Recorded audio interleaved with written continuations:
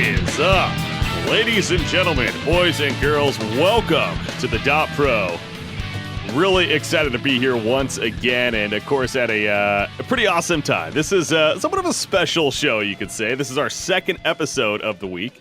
Usually, of course, only the one day or one show a week episode that we do here at the DotPro show, but with it's kind of an important time right now. Of course, we have the international going on, and we are here to essentially recap the group stages, kind of talk about some good talking points throughout the group stages here, and give you a good idea of how it all played out to the best of our knowledge. I say our knowledge because, of course, I'm going to be joined by Z-Rock here on the show. But then also we're going to be previewing the brackets that we now know, and there's definitely plenty to talk about. So, again, going to be a little bit different of a show, pretty much straight to the point here as far as the format goes, and going to be talking with you for the next hour or so. Some good Dota 2 and TI7 that is going on. So first things first, Z-Rock, once again, welcome back. We excited. The group stages are finished. We got the brackets now to look forward to. How you feeling, man? I'm feeling great. That was a lot of Dota in 4 days, and it was a bit overwhelming, but we got through it and showed us a lot, actually. I can't believe the group stages is already over. Like, part of me, it's all this hype that led up to it. And now here we are doing this podcast show, but like you said, it was 4 days of Dota. It was pretty intense. I'm not gonna lie. I tweeted some pictures out throughout it, and the first day I had a 3-monitor setup going. Of course, there's 4 streams, so could only have up 3. I had 1 stream on each monitor, but then I added my laptop on the second day, so I had that going actually. But honestly, by the third day, I was starting to be like, okay, I'm paying attention, but this is a lot of Dota, man. There's a lot to absorb right here. By the third day, we'd filtered out enough that you kind of knew the key games to watch, who was on the break points, who was still ahead. But there were some surprises that definitely kept it interesting. I was very, very excited to see the way this played out. I don't think either of us quite expected how this was going to go. In really most places, yeah, I think that's actually a really good point. So, kind of jumping right into it here. The group stage is wrapping up.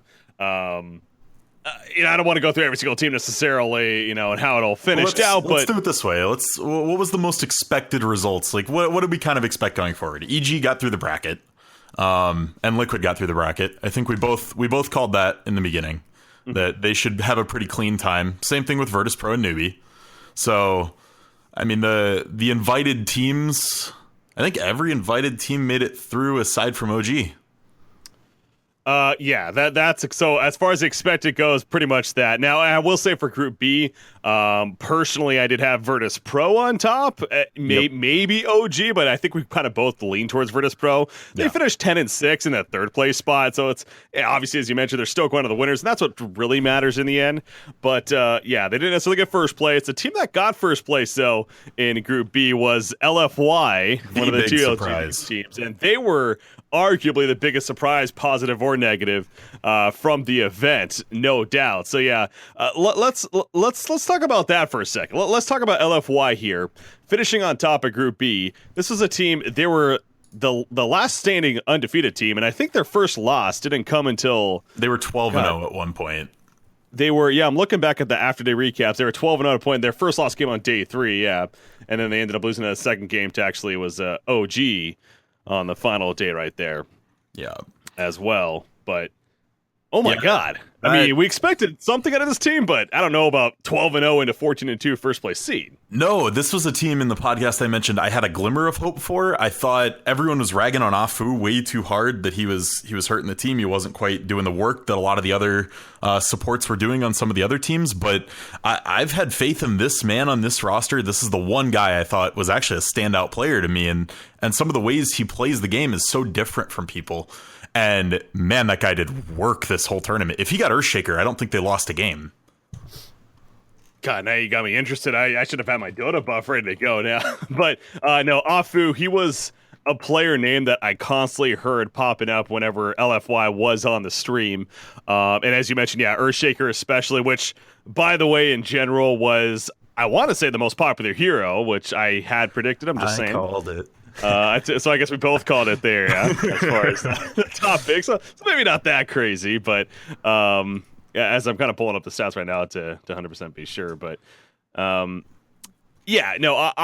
and again, this is the player that I recognize the name too because, like I said, when I first was getting into the scene where the Boston Major happened, shortly after, and he's a player for Warriors Gaming Unity at the time, WGU, a team that kind of a lot of people were somewhat hyped about coming out of Southeast Asia right there.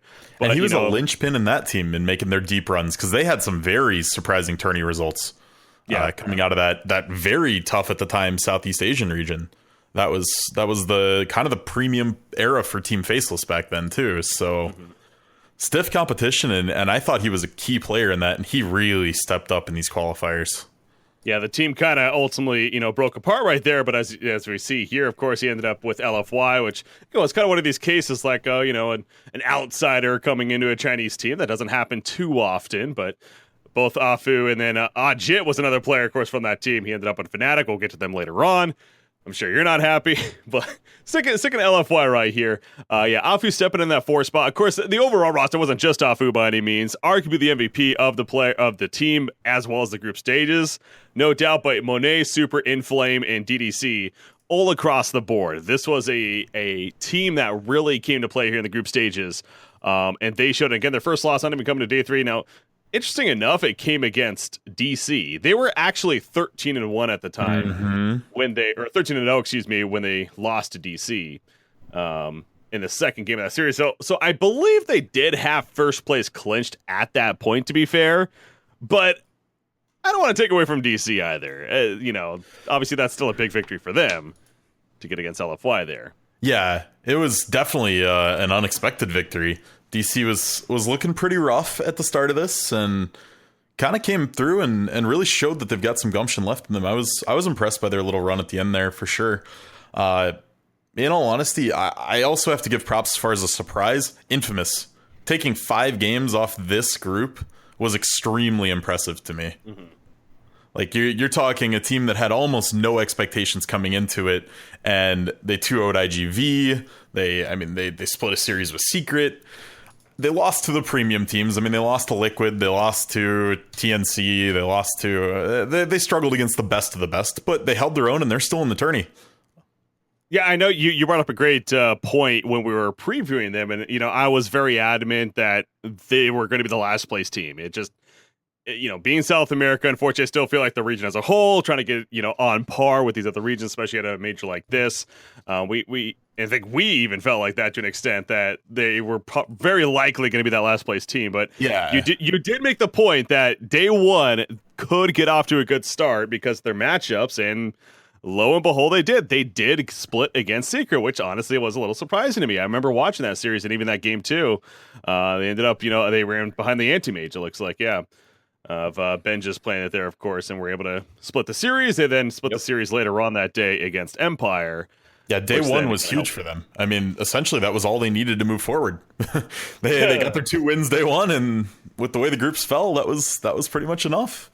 Yeah, that was interesting how that played out. Yeah, sticking on, positive as far as, how things looked. I think Liquid is definitely, you got to give it to them as well. Not that it's that surprising that they finished number 1 necessarily, but I don't want to say more than LFY, but honestly, they did look very dominant as well. And because of how they looked in the group stages, it wasn't surprising to see them at the first place spot, 13-3 record, coming out of Group A there.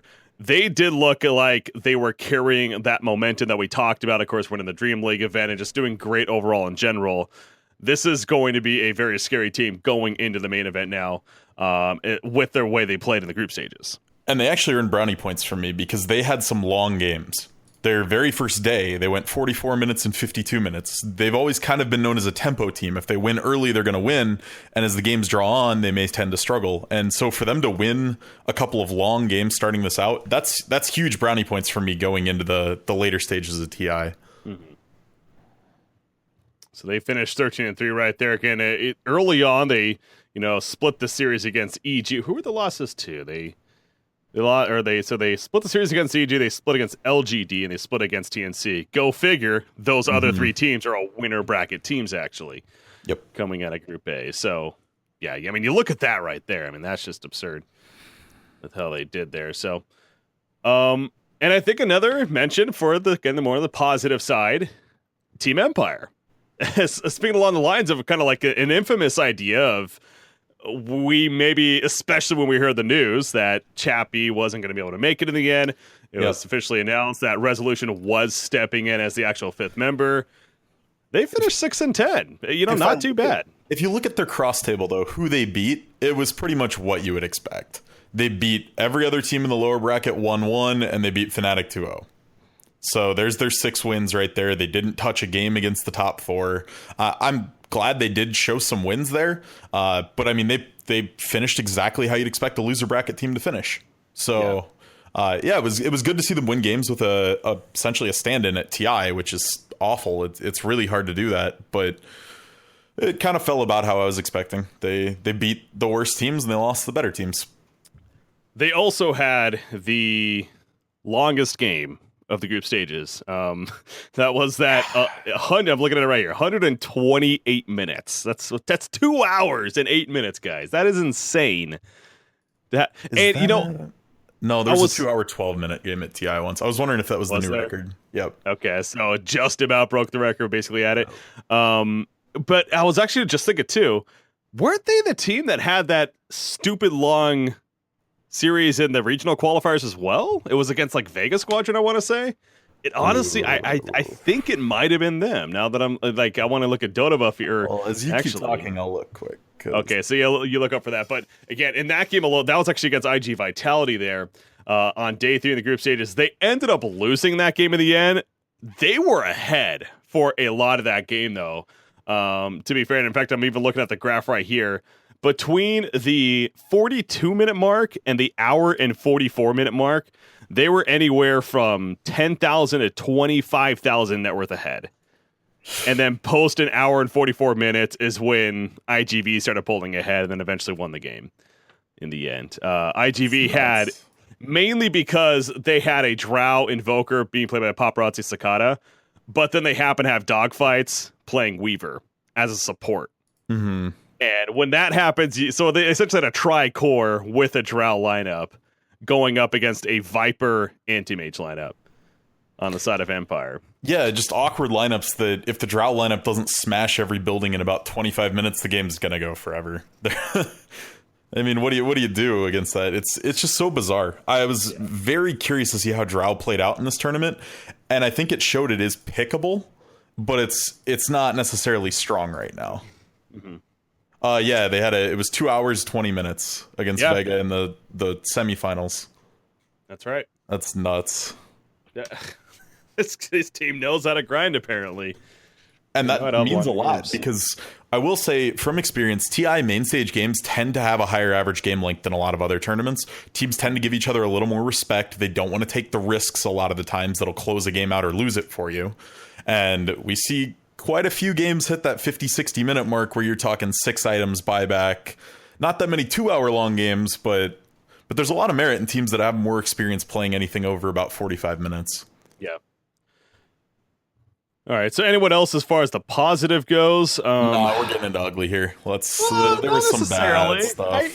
Okay. Well, I want to give Execration a little bit of a shout out. Okay. They finished 8th place in the end in Group B, so yes, we're not talking about phenomenal performance, but look at who they 5-11. split to. They split to OG and they split to VP. I'm impressed with those 2 results. And IG, like those are 3 winner or not. OG's not 2. But, I'll talk about that later. But the point is, you're right. VP, OG, and IG, they split those series. They show that they can compete against the best, and in a best of 1 now, they can make some plays in the losers bracket. So. Mm-hmm. I think they're worthy of a shout out for sure as well. So, and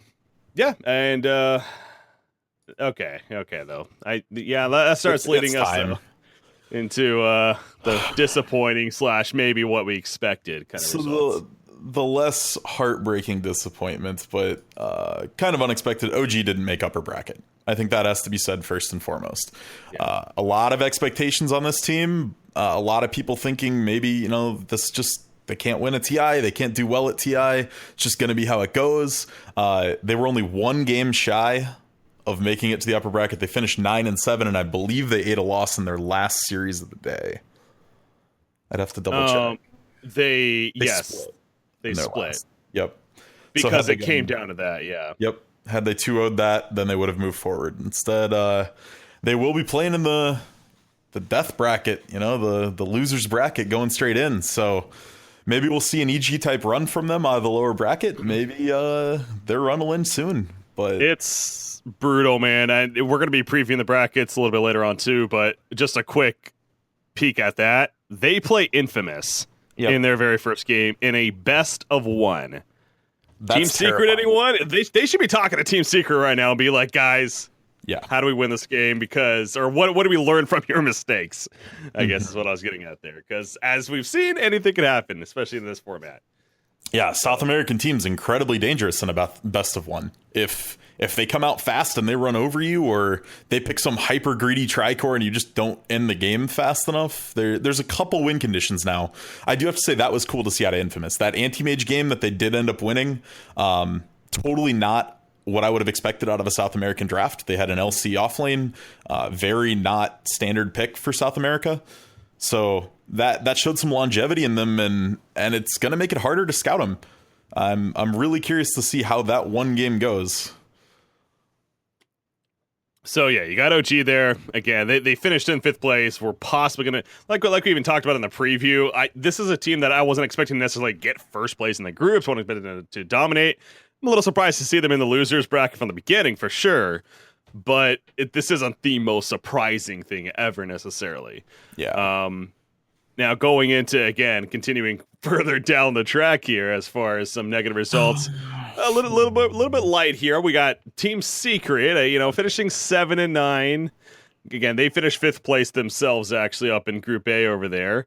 We're talking about the team that qualified out of Europe, of course. And I had them as a bubble team anyway. I thought they would be 4th, 5th. TNC and LGD were kind of my other ones I was wondering about in that slot. So I can't say the result was unexpected, but I do think some people are disappointed. Again, YapzOr stepped up big for them and really did a lot in a few games, but coming up just short there. Mm-hmm. It's a bit disappointing, but I don't think it was altogether unexpected by any means. Yeah. All right, keep going on the list. IG Vitality, 7-9 record as well. Again, a similar thing, I think. I don't think anyone's going to be surprised that they finished 6th place here. They're going to be moving on to the losers bracket. All right, now we're getting to the point of maybe some disappointment kicking in. Sadness. Let's start with Cloud9. Let's start with these guys here. All right.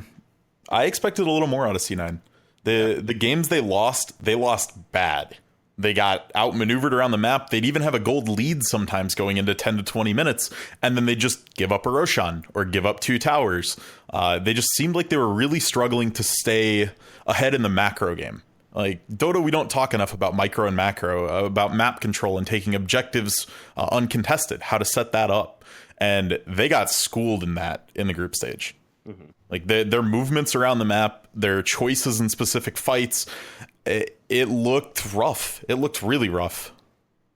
They look like a very inexperienced team. And I know we've kind of been hyping up this idea with this new roster of sorts and the new positions and everything, how I felt like that this is going to be something that works and it just fits and it's a great idea. It does need time to develop it. And when you really think about it, I mean, have they been playing in the most events that, these big time events post Kiev that have gotten them the practice for something like a TI7? And I think maybe we were kind of seeing that they haven't at this event, kind of going off your point that, they looked a little sloppy in the games.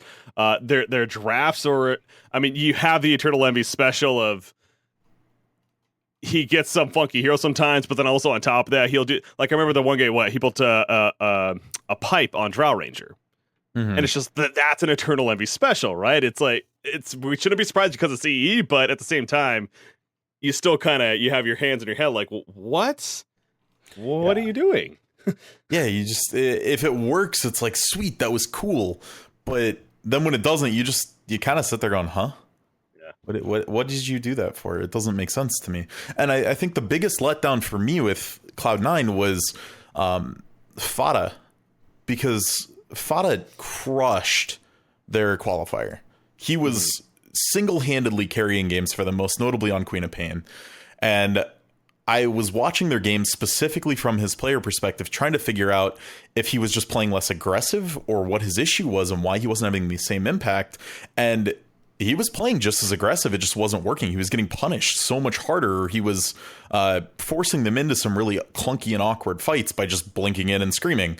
And it almost makes me wonder, maybe it's just a little inexperience. Maybe it's just not gelling with the roster right now. But they got to figure out how to make Fada that dominant force again on the team. If he doesn't start being the drive forward for them, I think they're going to struggle badly going into this. I think you could argue he was one of the weaker mid players throughout the group stages. That definitely, you when you think mid players for really most of any team, you think kind of they're flashy, they're big name player. Not that he's not capable of that at least, but when we are looking at results here, I definitely agree with you. In fact, I know. So for people that may be wondering, talking about our fantasy results, they did conclude. But we actually do plan to talk about that at the event itself, and hopefully have some, if not all, the people on to talk about them. In fact, okay, we'll just say here, because we've been posting it, Crowdy did end up winning it in the end. Go figure.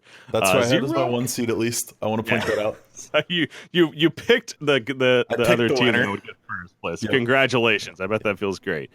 Yep. You didn't do so well yourself. I was in the middle of the pack with Tsunami, and then Grant actually fourth himself. So, yep. But I didn't expect Fnatic to go quite that poorly. Yeah, 2-14 was rough when you have two Fnatic players on your fantasy team. Yeah, I was just gonna, but I was bringing up for the idea of Fada. We even had like averages of all the players what they got. He was down there as far as mid players, especially only averaging over 5 points per game, and I feel like the usual average for a lot of these mid players were anywhere from 7 to 8 points a game, and that could be pretty significant when you add up 16 games over the course right there. So, he was definitely struggling as a team that overall. And again, this is a team that they were only you're looking at this as well. They were only 2-10 after day 3. They were on the verge of being last place and not advancing onto the main event. How absurd would that have been if that did not happen? Yeah, nuts. But they did advance on. They beat DC, and then at the point, to be fair, their final match was against Hellraisers, which is the team that ended up being last place. At that point, they were actually already out. So, we got the standard round robin stuff going into the final day. There was only, I think, 2 series that really mattered on that last day. But yeah, I mean, let's do a quick talk about our bottom teams here. I mean, Fnatic was the biggest disappointment to me in this tournament. With a group with IGV, Empire, and Infamous, I expected Fnatic to at least make it through. I had no dreams that they'd make upper bracket, but I absolutely believe they would be able to take games off of some of these teams.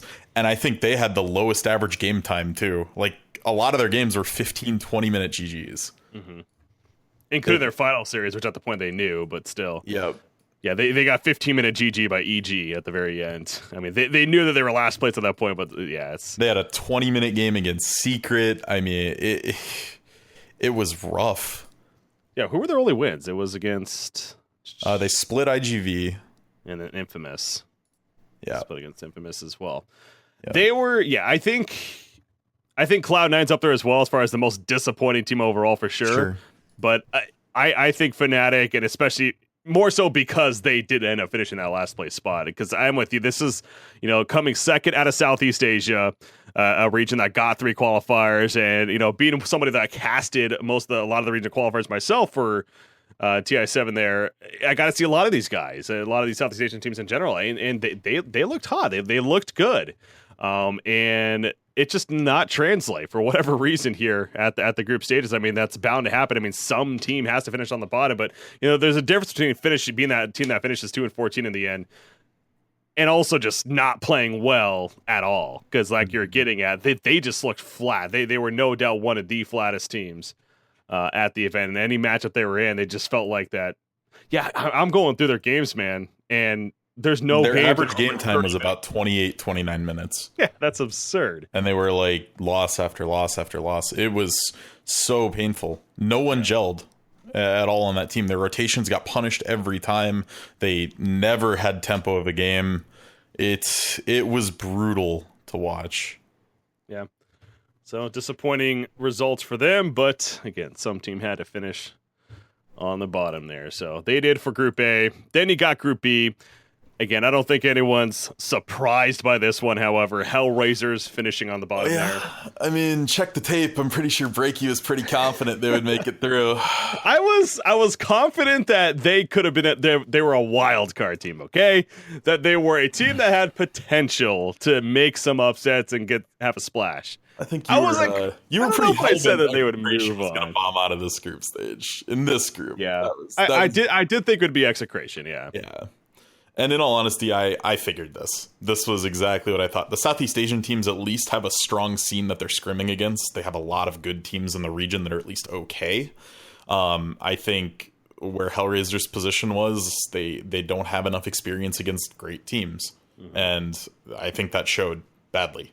They just couldn't figure out how to close a game. They couldn't figure out how to take tempo when they were ahead. And honestly, none of their players really stepped up. Yeah, their only win coming against Execration there as well. Again, the team that finished 8th with that 5-11 record themselves. So, yeah, just across the board. And to be fair, I mean, I do remember watching some of their games because out of curiosity, be like, oh, yeah, Hellraisers, how are they doing throughout the first couple of days even? And they had flashes of decent, right? Like, I think Fnatic did worse than them. Yeah, they would get ahead, and then they just couldn't figure out what to do with it, though. That was the issue I kept seeing. Like, oh man, we've got a 5,000, 8,000 gold lead, and then they couldn't get vision control of Roche and take it, or they couldn't get that extra tier 2 tower and then flex the enemy team out of the jungle. They just couldn't do anything with a lead they generated. Yeah. So finishing 1-15 again, they're going to be watching the main event. Unfortunately, from a distance from the crowd there, but at least they didn't go 0-16. They didn't pull, was it Snake Gaming or Arrow, something like that? One of the teams went 0-16 a few years ago. Yeah. But I was happy to see that. I'm always honestly happy when that happens, because... I'm not, because if you go 0-16, at least you're a meme.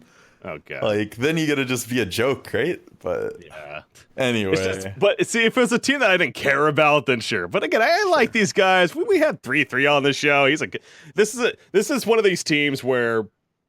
This is down the line, another discussion, really, but I don't know if they're going to be sticking together after this event, but mainly because I feel like some of their players are going to get poached, and I think 3-3 is one of those players.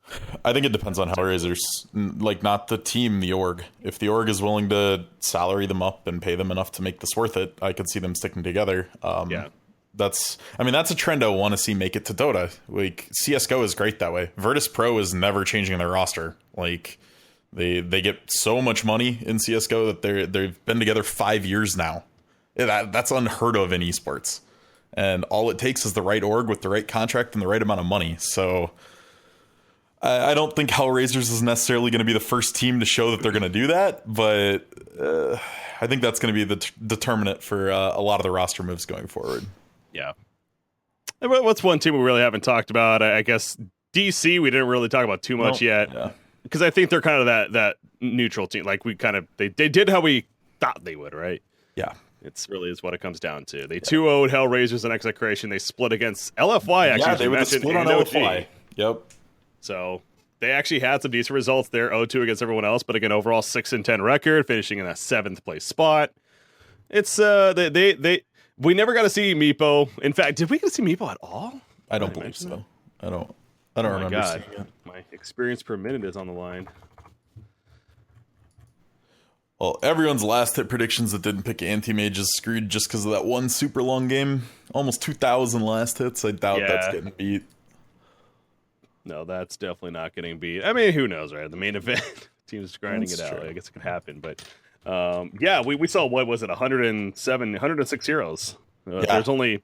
And Meepo was one of the 7. So we had Bane, Lion, Meepo, Spectre, Techies, Tiny, and Wraith King. Spectre, Wraith King, and Lion out of that list do surprise me, because I think they all could see some play. Wraith King especially, I think, is in a position where, especially if we find a team that wants to click with some dual lanes again, I think Wraith King could be filthy as like a dual offlaner. But yeah, I don't think anyone's surprised. Techies can't get picked. He's not in captain's mode. Oh, yeah, good point. Well, So 6 technically, yeah.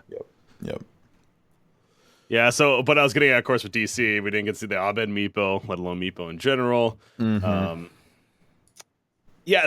Again, there's so many matches going on, so I'm not going to sit here and say I watched, a fair amount of their games, but I was looking at a lot of stats, I will say that, and because doing the fantasy stuff, oh man, Bulba stepped up really. Like he's a good player, man. In fact, there was this so streaky. When he's good, he's very good. But we all remember that Magnus game where he didn't have 1,000 damage in the game. Yeah, like. I was gonna say, did you see the teaser at least from Sir Action Slacks of that video? No, I haven't. His series he's doing. He did the video. It's DC, but it's focusing on Bulba. Okay. It's actually really good. I honestly recommend it. The teaser alone is really good. I don't know if the actual video's out yet, but I don't know. Have you watched any of those videos from him? No, I haven't watched much of anything. I don't watch a lot. I still haven't watched the True Sight stuff yet. Wow. You're really missing out. Jesus, dude. Yeah, I know E-League actually released something this week as well. They released the story on Fly, I think it is, and a couple others. I haven't checked out that yet. I should watch that. Like, Fly story is really cool. I've talked a lot to the guy. He's super nice. And I hope they don't get knocked out, man. Fuck, Infamous best of one. I'm so scared for them. If they get knocked out, though, they'll be at the bar crawl. Oh, gee, yay.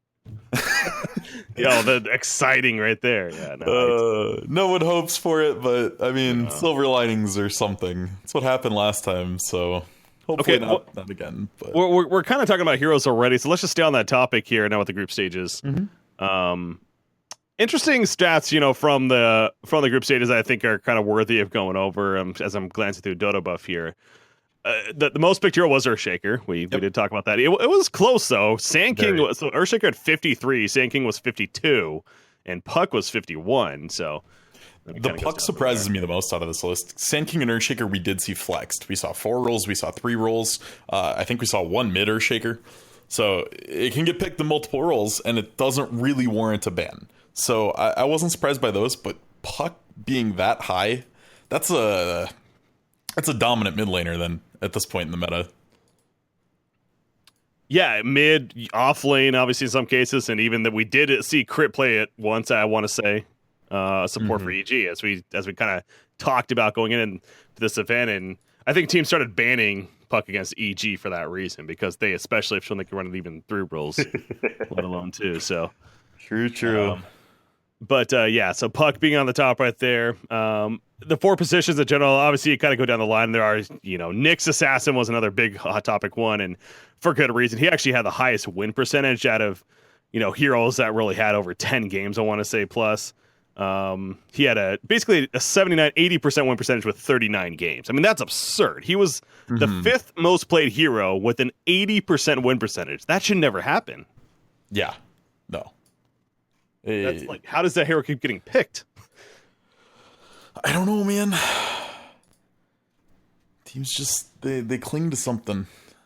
He was the 2nd most banned, to be fair. Yeah. So, I guess they were banning him, but Jesus. Yeah, he was up there. Night Stalker was actually the most banned. And I think that's just like fear. Night Stalker fear. Of the times when he runs over a game. You can feel super helpless playing against the Night Stalker. If he gets to gem ags and you lose your entire map and it's always dark, it's just not a fun way to play Dota. So whether he's strong or not, I think he's probably getting overbanned just because of how awful it is to play against him. Yeah. Another standout stat to me, kind of just previewing the top of the list here, is Clockwork was up there as another kind of 4-position hero, but man, he was on the opposite end. He's picked 31 times, but a 22% win percentage. So not too good there. Yeah, losing end. It's a little rough for our little Clockwork brethren, but yeah, I don't know. We saw a lot of different stuff come out here. I was surprised we didn't see more Chaos Knight. I was surprised we didn't see more Thinker. But I'm a little bit surprised we didn't see as much Necro as I thought was going to come. But those 3 were on my radar for potentially rising up during the group stage and becoming the meta. And none of them really did come up. I thought, yeah, for me, it would have to be Visage on that list, but Yeah, that Visage too. really wasn't seen much, and he was barely banned, only banned 5 times, and he was picked up 15 times, which is kind of, just below the middle of the pack, but he only had a 26% win percentage himself, so Yep. yeah, not too well.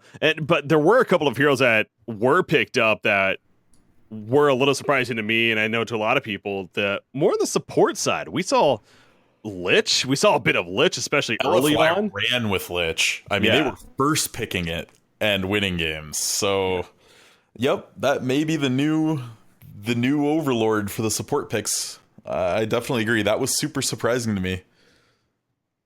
I know Fly especially, but there were other teams, a couple other teams doing it. Where am I getting? Winter Wyvern. Winter Wyvern was another one of these support heroes that I noticed. We saw Didn't win very much, though, did it?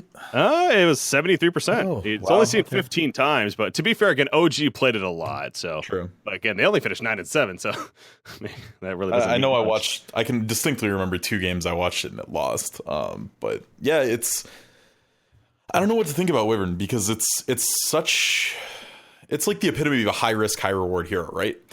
A solid winner's curse can win or lose you the game. Same with a solid ice block. If you prison somebody and it keeps them alive and they recover afterwards, great. But it can just as easily freeze someone in place to get Laguna to the face and die. Just a lot of high risk, high reward. And we saw its safer counterpart being picked quite a bit too. Dazzle saw a fair bit of play. Dazzle did really well. And did really well, yeah. He was 15-2. Yeah. Yeah, Dazzle was arguably the MVP hero. Yeah, I was surprised to see that much Dazzle in it. It just crushed. So that makes me a little nervous. Dazzle metas are not that fun to me, but Shallow Graven people can't kill them. Oh well. it's more just the fact that if a team gets ahead with a Dazzle, it's really hard to beat them because like your comeback mechanic is blowing everything on 1 or 2 heroes and then falling back, and Dazzle just kind of stops that. So he can tempo games a lot harder than people give him credit for. Couple other trends that come to mind here.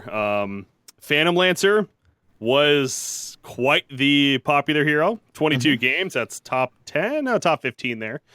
That we saw had a 59% winning percentage. So actually, overall, did pretty. We saw him either in the mid usually or the safe lane, of course. He did pretty well. So yeah, he did actually better than I thought. I liked seeing the straight diffusal rushes out of a lot of the people picking PL. I wasn't ever a big fan of the Helmadam meta on him or the early drums, but diffusal rush does feel really good on him. It's exciting to watch too because then he becomes a kill threat the second he picks it up. Phantom Lancer's I found very interesting because he's great in the early game, especially with the early diffusal blade. Then he kind of tapers off, I feel like, quite a bit. He kind of just almost goes AFK of sorts. And then he gets heart, and then he's Juggernaut and again. then he gets heart, and then all of a sudden he's like the strongest late game carry. Yeah, it's just absurd with those illusions. And then by the time they get strong enough to kill your heart illusions, then you have evasion, and then they can't kill you again. It's miserable if he goes that kind of build. Yeah, so he was one. One other one that came to mind was Monkey King. We saw core Monkey Kings. King. Yeah. The Battle Fury Echo Saber Monkey King that just did work in a few games was not what I was expecting. They've all been maxing like Q and then W and just only getting a single point in passive, and man, it just did so much damage. It was absurd. Yeah. The hero went 3-6 overall, so not to oversell it by any means, but there were it was cool. IG ran it. I know, to be fair, Fnatic actually did it a lot. Fnatic ran it 3 times. One of those was a win. It was one win against Infamous. As I'm looking back here. So they do have that. But overall, the hero, although we were seeing a lot of core Monkey King, which was kind of fun, as you said, but maybe not the most successful, though. So that for me, nothing else really coming to mind as far as big trends in the group stages or worthy talking points. Yeah. But, no, those were definitely diversity. the big things. We had diversity, that's for sure. Again, 105 heroes, did I say? Or 108, or... Wait, this is 108 heroes. What? If you're looking at Dota Buff, it's got qualifiers in there too. No, but that also has the bans, that's why. Lion was banned once, but he wasn't picked. Okay. 106 heroes, yeah, there you go. A lot of heroes. Yes, it is. Chen only seen once. Rip. Poor Chen. Poor guy. Abaddon only seen once. Jesus, where's the meta gone, man? Honestly, like the offlaners that did well were all hard control stunning offlaners. We didn't see a lot of carry offlanes work, and when the meta's that way, Abaddon just falls so flat. When stuff like carry Monkey King and PL is getting picked, Abaddon just does very poorly into stuff with high sustained DPS. Yeah. So just not quite as meta. Maybe that'll change getting deeper into the event. But speaking of that, deeper in the event, main event, that's coming up. As of this recording, it actually starts tomorrow, and I believe both you and I we're both flying out tomorrow, so we're going to be there. I'm not. I fly out Tuesday morning. Or you're flying out Tuesday? Okay, so yep. Yeah, I'm going to get there shortly after starts. You'll get there the day after. What are they doing tomorrow? The losers? It looks like it. Okay. Yeah, they are doing the losers bracket tomorrow. Yep. Or no. They're kicking off with the winner bracket, and then they play all loser bracket best of ones. Okay, interesting. Yeah, they're only doing the half of the upper bracket, and then loser bracket round one. Okay, so speaking of that, let's talk about. We'll start on top. We'll start with the winners bracket here. Sure. So the match that's going to kick it all off from the winners bracket, we have Liquid, of course, finishing on top of Group A. They will be playing Invictus Gaming, and if I'm not mistaken, they got to choose their opponent, I believe. I think that was how it worked. Yeah, if you won they just went on by seeds. If you won, you got to pick. So they got to choose between Virtus Pro and IG. Yep. Not surprised they went with IG there. Nope, nor am I, in any way, shape, or form. So that's pretty expected. I think Liquid's favored going into it, and we'll have to see. But the next series is the one I'm curious about. Newbie EG. That's a fun. It's a grudge match. It's a huge grudge match. This is turning into, I don't want to call it a rivalry necessarily, but this is definitely turning into a whenever these two teams play each other, it can go either way. Really good. Yeah.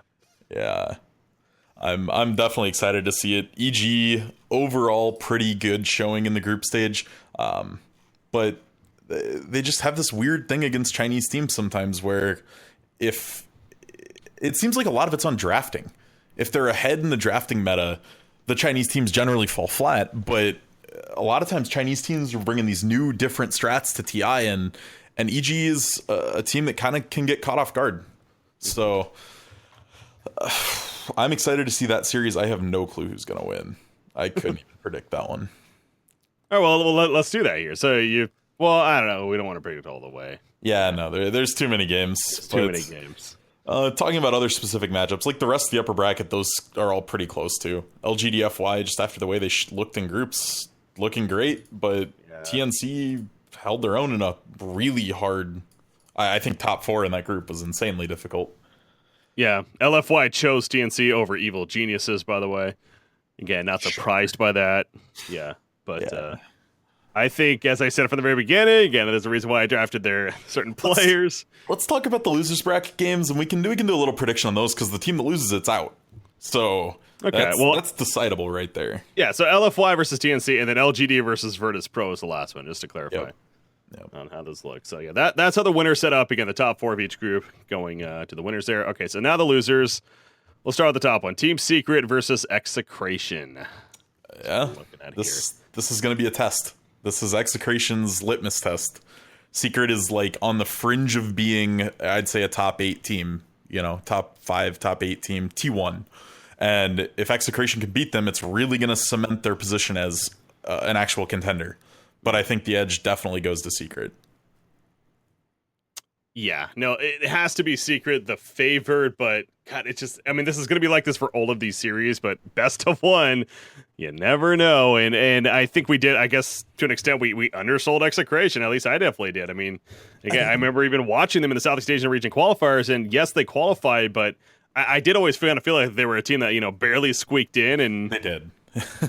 they did just barely slip in through the qualifier. They played that third place decider match for the last slot, and barely took it out of Faceless's hands.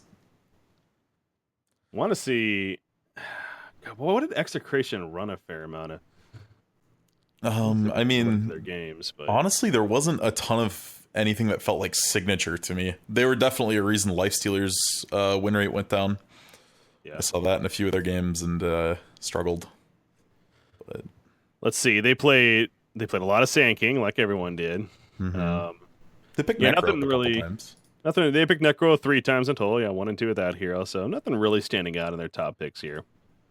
They tried to make Tusk work. I will say that, and it doesn't. That's not a Dota hero, guys. I promise. Tusk? They don't like played Tusk? one game and they just got destroyed.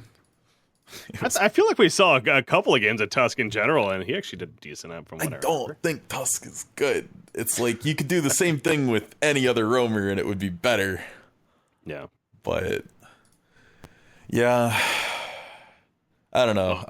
I'm gonna move on. You can keep looking if you want. I just hope they don't give mid 1 Viper. Like they need to give mid 1, a playmaking hero. Yeah. Invoker was their most picked hero, and that's the kind of hero, of course. So yeah, I would love to see that, whatever else. But and they got to make sure YapzOr can help him. Mid 1 yes. has struggled if he hasn't gotten the help he needs, but when he gets the help, he presses the advantage. So they need to give YapzOr a bunch of roaming heroes, the Nyxes, the Rubiks, those kind of very roam around heavy gank style heroes, and I think they'll be all right. Okay, so moving on here, the question mark game. This is probably the closest I think game is Cloud9 Empire, because C9 looked awful. I think we can both agree on that. Compared to what we saw from them going into the regional qualifier and everything, I thought they looked really good. They were absolutely dominating lanes. Fada was just a god. And it looked really sloppy from them. Even the games they won didn't look very clean. And I think Empire's play was more solid as a team, but they weren't as lane winning. So, yeah, I'm going to see. I have no idea who's going to take a best of 1 there. Yeah, despite having the same record of 6-10, if we're to go based off purely just how they looked in the group stages, I would definitely lean towards Empire. But again, I hate to do that because this is a team that we've hyped up so much going into this event and has the potential to no doubt come through with a victory here and advance even pretty far in this event overall. So for me, that's almost why I would rather see Cloud9 win, because I think as far as moving further in the event, they have the better chance than a Team Empire. I agree. But I could for sure see Team Empire winning this. Resolution, he's been a blessing for this team, no doubt. I mean, nothing against Chappie, and Blitz talked about this a little bit on the panel. I don't know how much you heard of that yourself, but he was obviously, he's kind of coached this guy for a while, so he's upselling him understandably, but he's talking about he feels like Resolution's one of, if not the best carry player out there. And part of me starting to believe it. He's a very good carry player. I think he's very good in farm-heavy games. I don't think he's very good at playing fast-paced Dota. But yeah, he likes to play stuff like Luna, where you get 1 to 2 items and then you farm, and get to that juggernaut status and then win the game for your team. I think that's the kind of Dota he likes to play. Same kind of thing last year at TI, right? Like, Moo was their playmaker, and then Resolution was your quiet guy in the corner farming 6 items to make sure you won a game. Yeah. So I like the idea of him on this team, because I think the other group of 4 can kind of work around him, and it could work out nicely. But as I said, I felt like they looked like a more cohesive unit than Cloud9, but their individual skill looked worse. So we'll have to see going in. I think that's going to be the coolest game to watch out of this first round. Just because I couldn't predict who was going to win if I tried. Yeah, absolutely. So I'm also just kind of noticing too with Team Empire what they like to run. They actually like to run Shadow Demon.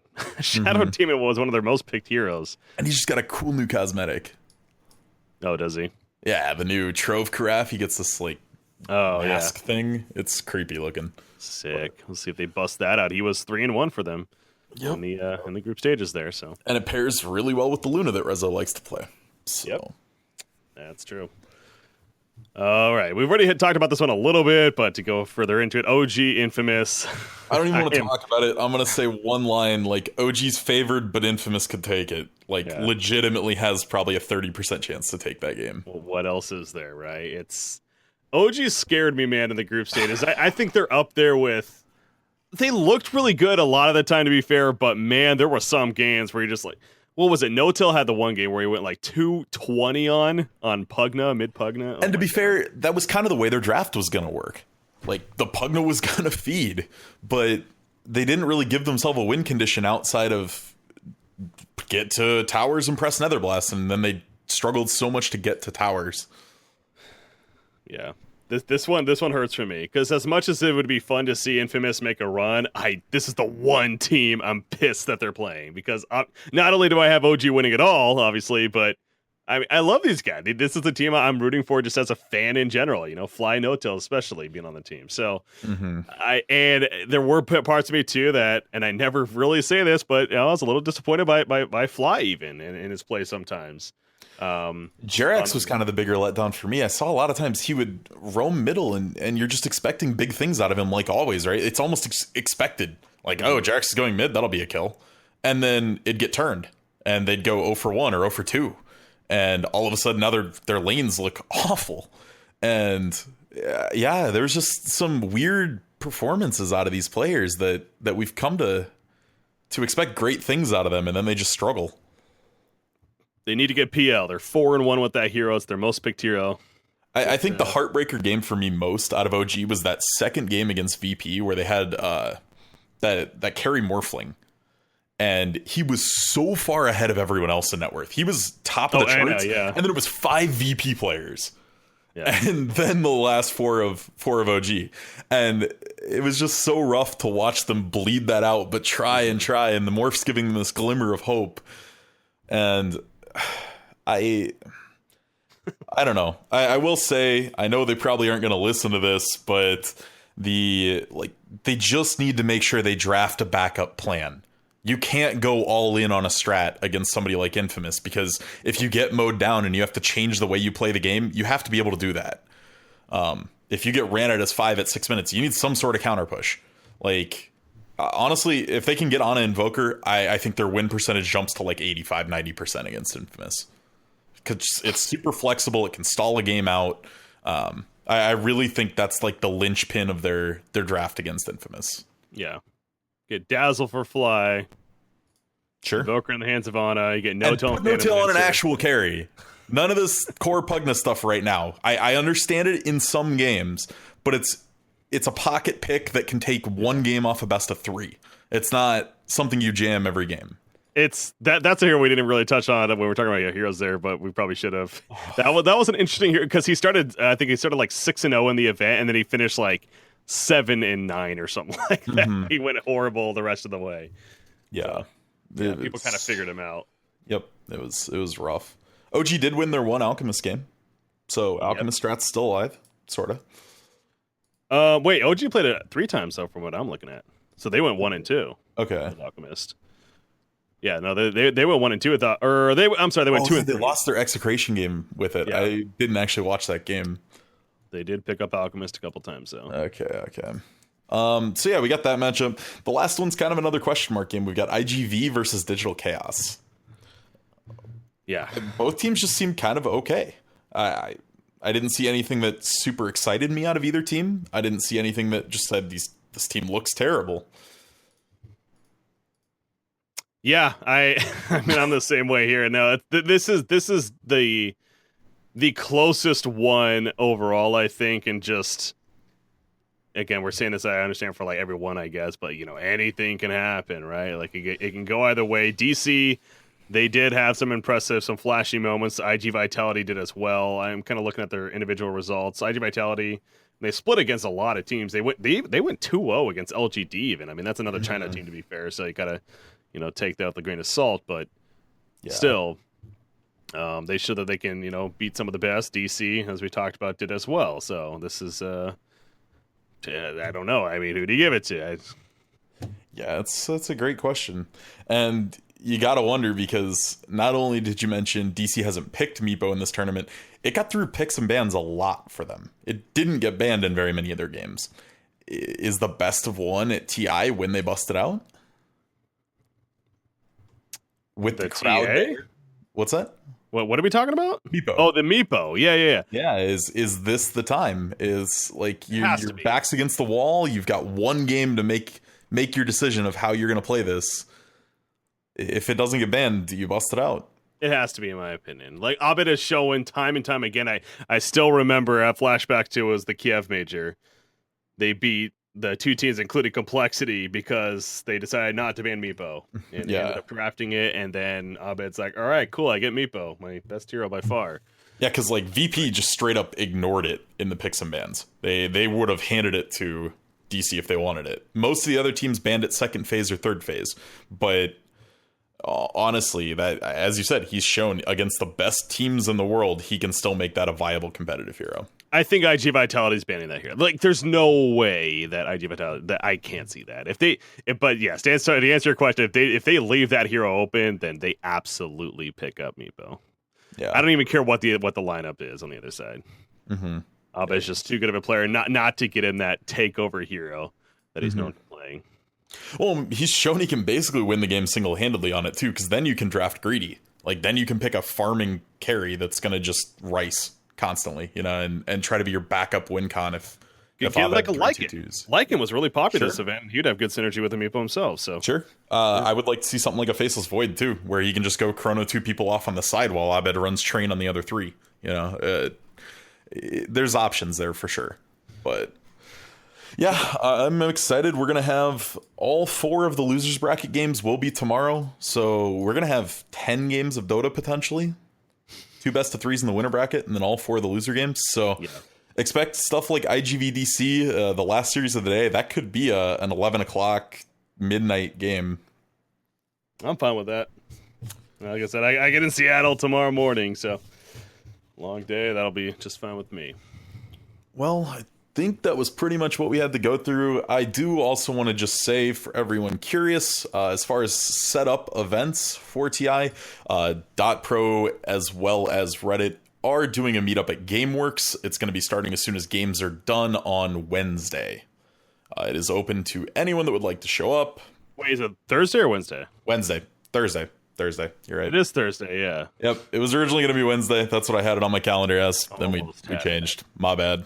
So yes, Thursday, 7:30, GameWorks. It's a cool, what do they call those, barcades? They've got a bunch of old retro games. They've got even a LAN center upstairs. If you're super antisocial, you can still go play Dota. Yeah, it's a lot of fun. I know last year No Tail and Moon were 1v1ing people in Dota upstairs in the LAN center. So it'll be a good time. It's a nice little place to go meet a bunch of people. And I believe, are we staying? Okay, never mind. But yeah, so that's going to be Thursday night, and like I said, we're going to be recording a live show there even. So that's what I was going to ask. Can we tell them that yet? Oh well, yeah, no, that's part of the plans, right? So, we're going to be recording a live show there on top of what he was saying. So definitely, obviously not only come to meet us, but look forward to listening to a fun show that we're going to have there. And we don't necessarily have any guests planned yet because obviously, ideally, when we're at the event, we'll be able to grab some people that are willing to come on and have a good time with it. So looking forward to that a lot. And then, we'll see about the other days as well. I know we've talked about, possibly doing some kind of daily recap and stuff. So again, right now, the Thursday thing is the only thing that's kind of, really, really set, and we'll go from there. Yeah, in all honesty, it's going to just depend on ease of us meeting up with each other, ease of getting the recording software where we need it. It's dependent on a lot of things, but I would like to get some extra content out. So keep an eye out. We'll do what we can to get some news out to you guys as it goes on. Yeah, I think that's the biggest thing. Again, we want to do stuff, but we may be limited in some sorts. But at the very least, if you're going to TI, definitely come say hi. Looking forward to hanging out with everyone. That's why we're all going to this event after all, to enjoy Dota 2 together. I think that's good, though, Z-Rock. I think we're good to officially wrap it up. So anything else to say about now the main event coming up here for TI7? No. Come find me and say hi, guys. I don't bite. I am glad to accept any and all beers handed to me, and I'll probably be one of the larger guys there. So, yeah, come say hi to the really tall, awkward 6'4" looking guy. Nice. Me as well. I like beer, too. But thanks for listening, guys. We will see you at TI, and if not, of course, we'll be doing some episodes here and releasing it throughout the main event. It's gonna be epic. I mean, the group stages, it honestly felt like it went by pretty fast. The main event's even longer, though, and especially since we're gonna be out there, but it'll be that much cooler and that much more exciting to enjoy. And hopefully we can do our part as well to help you guys get good knowledge of what's going on at the event, get some behind-the-scenes interviews and everything. So, Have a good night, guys. Thanks for tuning in to the DotPro special episode here. Recap of the group stages, going over the main event. I'm BreakyCPK, joined by Z-Rock. DotPro. We'll see you at TI7, guys. Have a good night.